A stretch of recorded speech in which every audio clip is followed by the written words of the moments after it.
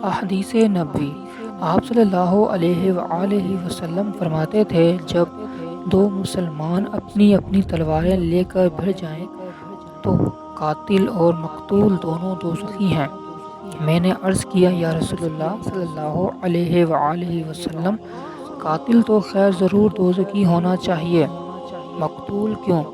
فرمایا، وہ بھی اپنے ساتھی کو مار ڈالنے کی حرص رکھتا تھا، موقع پاتا تو وہ اسے ضرور قتل کر دیتا، دل کے عظیم صمیم پر وہ دوزخی ہوا۔ احادیث نبوی۔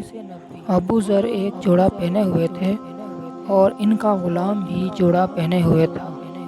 میں نے اس کا سبب دریافت کیا تو کہنے لگے کہ میں نے ایک شخص یعنی غلام کو برا بھلا کہا تھا اور اس کی ماں کی غیرت دلائی یعنی گالی دی، تو رسول اللہ صلی اللہ علیہ وآلہ وسلم نے یہ معلوم کر کے مجھ سے فرمایا، اے ابو ذر، تو نے اسے ماں کے نام سے غیرت دلائی ہے، بے شک تجھ میں اب بھی کچھ زمانہ جاہلیت کا اثر باقی ہے۔